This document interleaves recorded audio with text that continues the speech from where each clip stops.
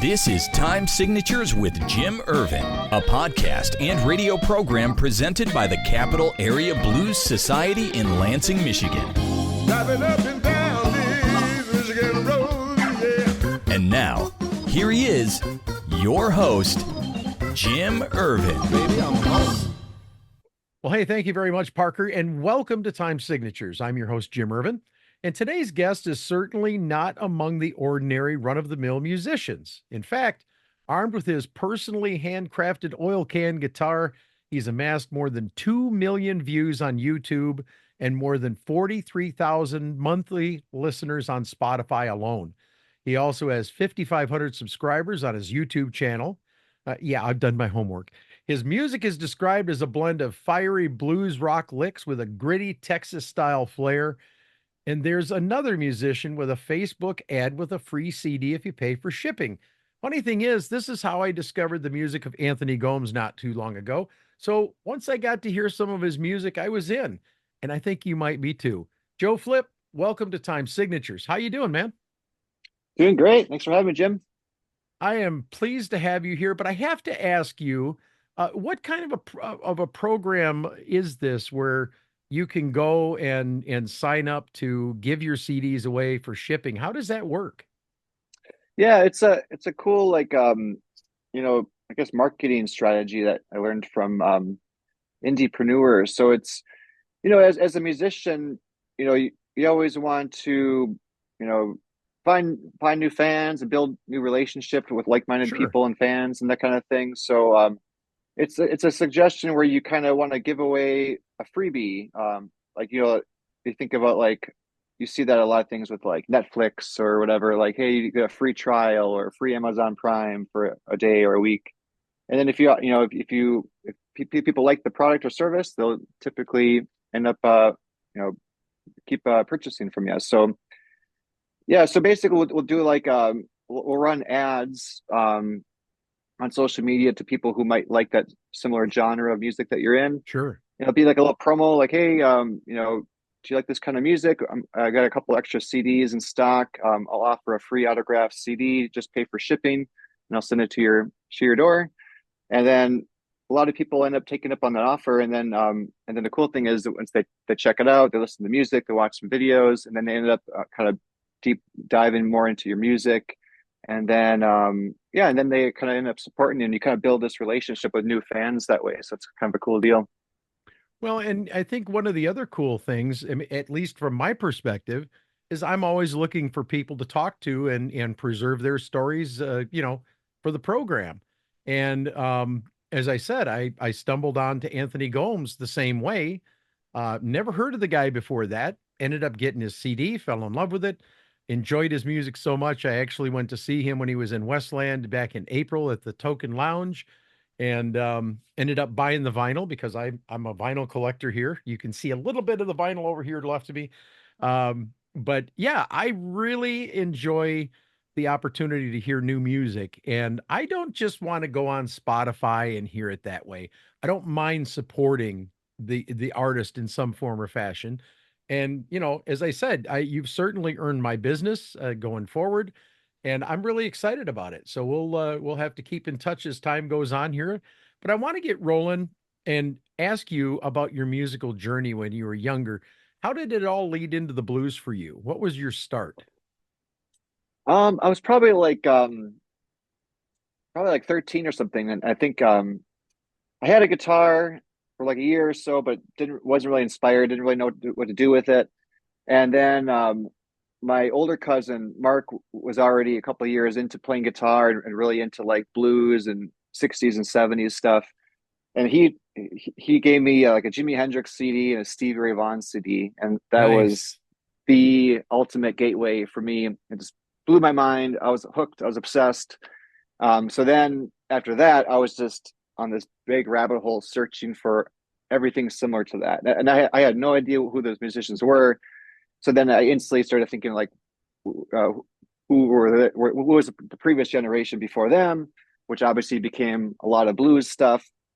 And then I think right around the same time, I think Napster was kind of around at that time. So then I was just like, I could just like pick and choose and all these different, Muddy Waters, Robert Johnson, and then it's like, wow, this is cool. Led Zeppelin, Clapton, and then it Very was just nice.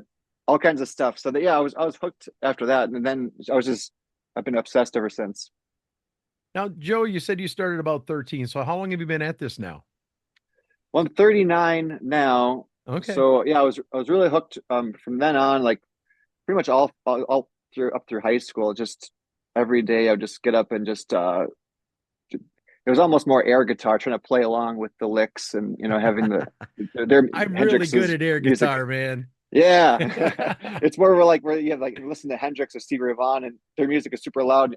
My music is heavily distorted, kind of quieter. And then Right. eventually, like I turned mine up and theirs down. I'm like, oh man, I sound like crap. I gotta I gotta go back to the drawing board a little bit more. And but yeah, it was just to me it was so fun. It was like a video game. I loved that stuff. I just loved everything about their music, and then I just idolized all those guys. And then yeah, then I got kind of played more and more every day over and over. And then I didn't really have any close friends that liked this music, So as like a young kid growing up in the 90s or the 2000s, like all my friends were into pop music, rap, Sure. and top 40. So I always felt kind of the black sheep a little bit. But my older cousin Mark, who lived a couple hours north of me, every time I'd go visit him, and then even my other cousins and aunts and uncles, and they were into like everything 60s, 70s, 50s, like Motown, blues, Dean Yeah. Martin, and so it was just always learning new stuff, hanging out with them. And then it wasn't until the last like 5, 10 years when I really started hanging out with like really good musicians, like in the bands and stuff, and then really learning that next level of like timing and dynamics and rhythms and that kind of stuff. Very cool. Joe, I've got to ask you because I see some traditional guitars hanging behind you, but I do see one of your oil can guitars hanging back there. How many of the oil can guitars do you have in your arsenal? And do you have any favorites? Oh yeah, man. So that one. So okay. So my neighbor across the street, Mike Jensen, was over, and we just started building oil cans and gas cans into electric guitars. It was one of those things where we thought like, oh, we could try to do it in a day or two and see what happens. And then days, weeks later, we'd finally learn how to build this thing, and trial and error, labor of love. And so we finally made one, and then we're like, let's do it again. And then we were like, let's just throw it on eBay for like $200. It probably took us 50 hours. It probably cost us Wow. $300 just in parts. We're like, what the hell? Let's just throw it on eBay and see what happens. And then we ended up someone would buy one. So then we thought, let's make another one. And then every can we would order random cans from like eBay, and every can was different, like a gasoline can with a cool logo, Sure. or a weird oil can, or a weird just like all these weird logos, and everything was different. So that one's a Marvel Mystery oil can that I've been using for a while. But yeah, we probably made and sold like 40, I think, all over the world. It was Wow. crazy. It kept going and going, for like 2 years straight, we kind of just ran through them, and then we kind of stopped. It got to be kind of just too much. We didn't have much time to work on them, like with Mike and his kids, and then I was working nights and gigs, and then he was working his day job and had younger kids, and so we after this last one, I was like, okay, let's make one more for myself, and I'll keep this one. And so I've had this one now since like 2019, I think. It's kind of fallen apart a little bit. I'm kind of worried that I need to make a backup at some point here in case in case this one falls apart. Well, and the thing is, people that play, I've seen cigar box guitars, I've seen driftwood guitars. We have a guy up in the Bay City area, which is right about here, state of Michigan. And he makes all kinds of driftwood guitars, very, very cool stuff. But I mean, the stuff that you're doing with this, it really you don't have many peers out there, do you? I don't think so, because you see a lot more cigar box guitars. So like Yeah, yeah. so the one on the second I'll show them over here. So I have a buddy who makes these cigar box guitars, and not too far from me. So he does a really good job and makes these 3 string with a pickups. So I bought this one from him. Wow. So Stogie Joe Guitars is the name of his company. So, but yeah, you see a lot more cigar box guitars because I feel like they're just easier to work with because it's like softer wood. You can get like Right. a Sure. 3-string neck. You can make your own neck, or you could just buy kind of like an easy little templated deal. But for us, it's like I wanted to have a 6-string, um, guitar. I wanted it to play just like a normal guitar because I was Sure. always like a normal Yeah. Strat kind of guy. Yeah. And I wanted, thin strings, thin action, standard tuning. So that was the really hard part to like cut through all this metal and get the intonation down right, the action down right. That was really hard because you have to clean them. You have to cut with all these Dremel blades. We went through, God, probably thousands of Dremel blades, and then in cleaning the can, and then we'd spend 2 days just cleaning the cans out, and then experimenting which cleaner to use because some of them would fade the cans and mess them up, which Dremel blades to use, and then how to solder all the wires together and how to get the pickup and the bridge in there. But we kind of figured it out after a while. So this is the one I've been using. This is a Marvel Mystery oil can, and then it's already got some little holes there. Got some tape covering it up. And Ted Vig, he owns a music shop in town here. He makes his own custom hand wound pickups. So I put one of his Wow. pickups in there, little bridge. I got these little skull knobs on eBay. So these are the volume and tone. Nice. And then this is a custom made neck. And we call the guitars hay burner guitars. And yeah, so this is what I use. 95% of my time is just the oil can guitar with just one pickup, and that's it. Very cool. More than half Yeah. a million streams, 43,000 monthly listeners on Spotify to boot. I'm sure you'll agree with me. It's a pretty impressive number, if you ask me. I mean, I do know several musicians in the area here, and they've been at it for quite a few years, and they still don't have that kind of a following. So, to what do you credit this success? Is it the guitars? Um, I don't know. I think for Spotify, I started running ads on that one as well. So like, I feel like the social media, whether it's YouTube, Spotify, Facebook, they're all algorithms, and there's so many small micro niche of everything, whether it's genres of Sure. music, whether it's businesses.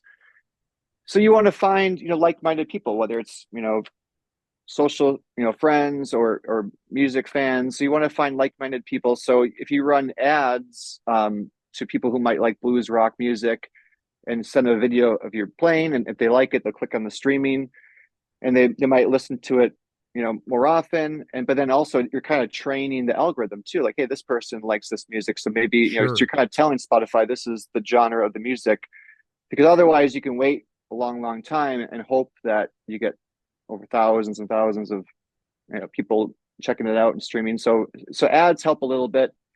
And then yeah, I think for YouTube, I did a collaboration video with Indiara Sapphire. So she's an amazing harmonica player from Brazil. So Okay. she already had like millions and millions and millions of views on YouTube and all these amazing videos. It's a beautiful harmonica player. Um, and a very pretty woman from Brazil. So a lot of times when I see harmonica videos, it's always like an older guy, playing Right, harmonica. right. So just that alone, I think was kind of interesting. But anyway, so met her through a friend of a friend in Nashville, and her and her husband were from Brazil and kind of hanging out in the United States for a couple of weeks and hitting different blues jams and stuff. So I invited them to come over, hang out at my place for a week, and I took them to a bunch of gigs and stuff and hung out. And we did a collaboration video of Amazing Grace. And I, Nice. I think that one kind of went viral. Like it got like 1 million views, which was kind of cool. It was just oil can guitar and harmonica, just a very simple, Wow. soulful bluesy version of Amazing Grace. So I think that kind of helped a little bit. Um, and I noticed a lot of, her fans would kind of watch and listen and everything. So that helped. But yeah, otherwise I think just, making a bunch of videos and sharing it, and then try to sprinkle some ads on there. So it's like Sure. sprinkling some gas on the fire, and then yeah, you want to, the way I guess I think of it is like when you play music, everyone would like to have, a good tone, a good amplifier, a good speaker, a good um, amp, whatever, pedals to kind of put your best foot forward. So then in this generation with marketing and stuff, and that's why I love listening to like Joe Bonamassa's interviews or Guitar Man. They talk about like his their business model and their marketing in this generation Yes. of making, a smaller niche genre become successful, where now you can share your music with so much more people, but you can also create a blues label and have all these other amazing blues musicians and have a blues cruise, and so you can do Yep. so much more when there's more meat in the bone, when you can grow the business. So I've been kind of learning from people like them, and learning other resources and sprinkling a little ads here and there when it makes sense. And then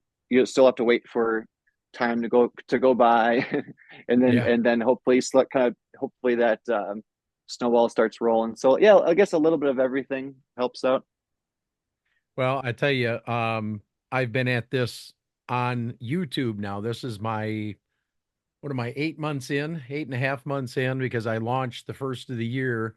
I put this studio together and started doing video podcasts as well as my audio side. And I mean, it's taken me 8 months to get 300 subscribers. I'm just shy of 300 right now. And I'm waiting, like you said, for that snowball to start rolling.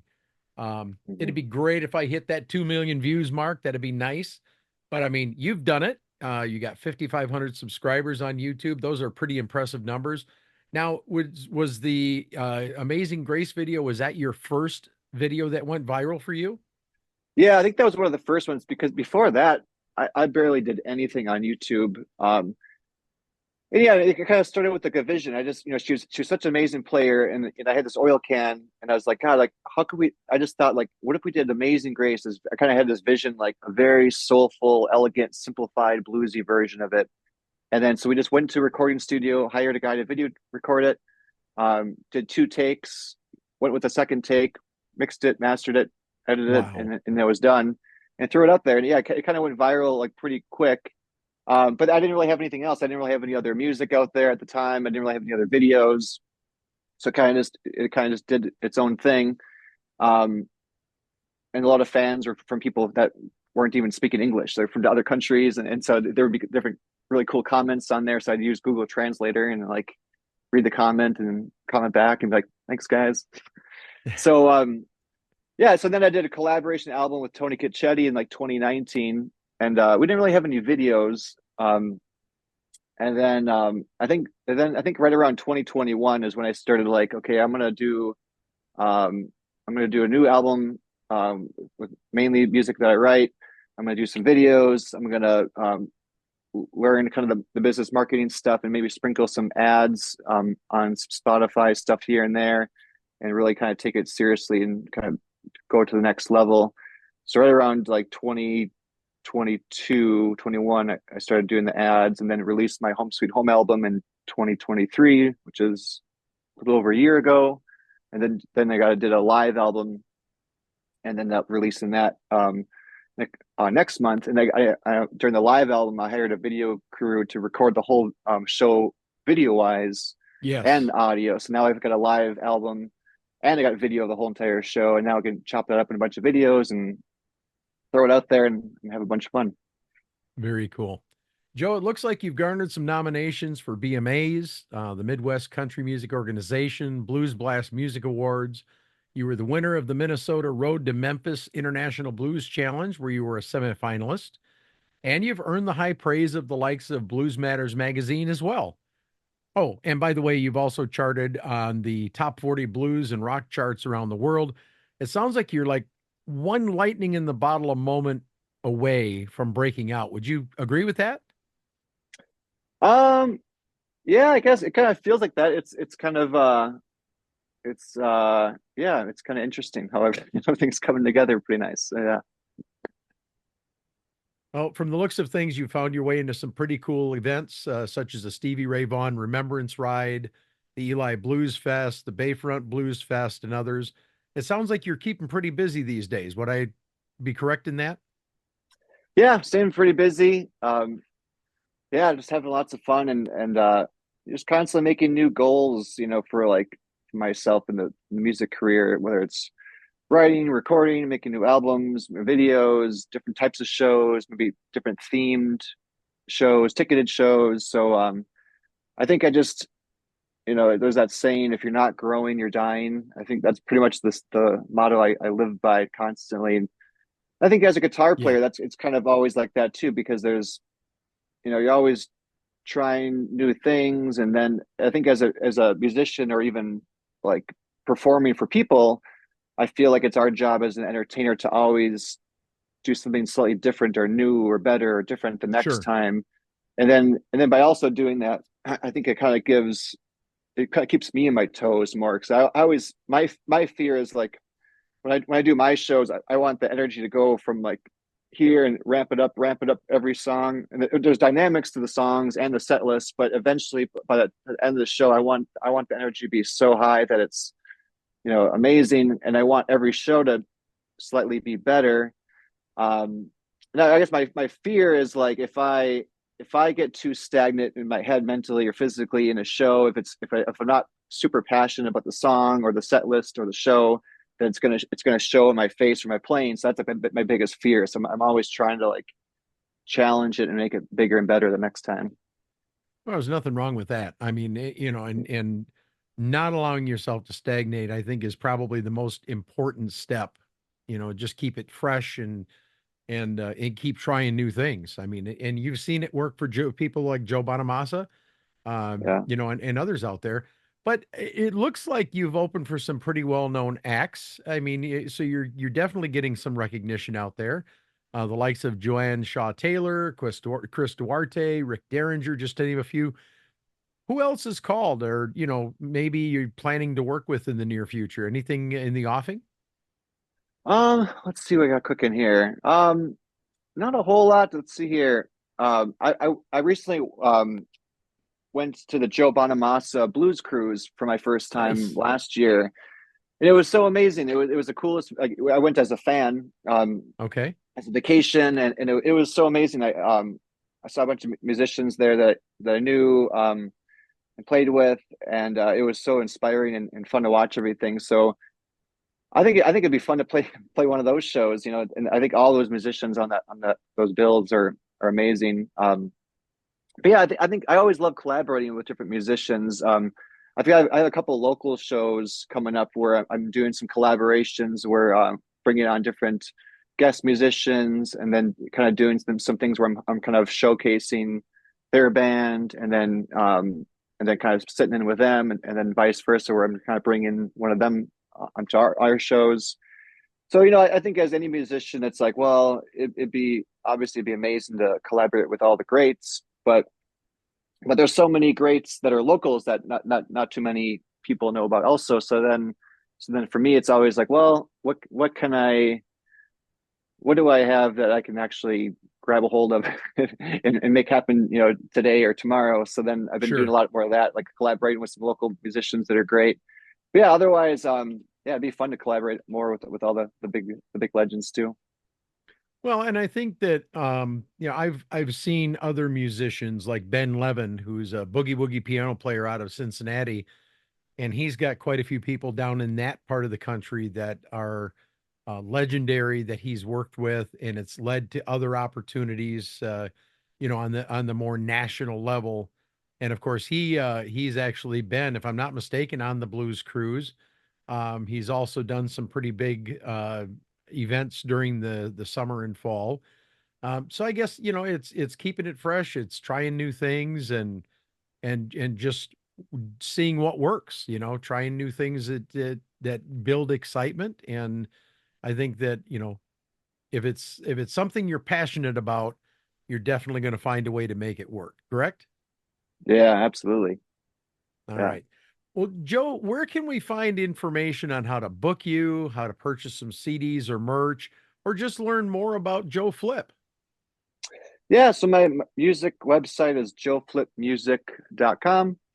So yeah, the website has all the information. There's a bunch of videos, pictures, obviously the YouTube channel has a gazillion videos of me playing oil can guitars all over the place.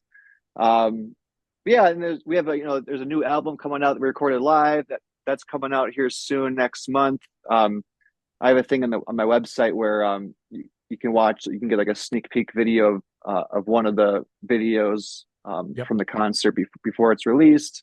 So a lot of people have been taking me up on that offer. Yeah, and we had the old CDs. We got some new t-shirts coming out here soon too. So lots of fun stuff. Very cool. Well, listen, I want to say how much I appreciate your time. And that wraps up this edition of Time Signatures with Jim Ervin. Many thanks again to our very special guest, Joe Flip. But even more importantly, we want to thank you for taking the time out to check us out and watch our program.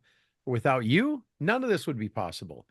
Jim Ervin reminding you that keeping the blues alive is everyone's responsibility, but preserving the history of the blues one story at a time is my mission.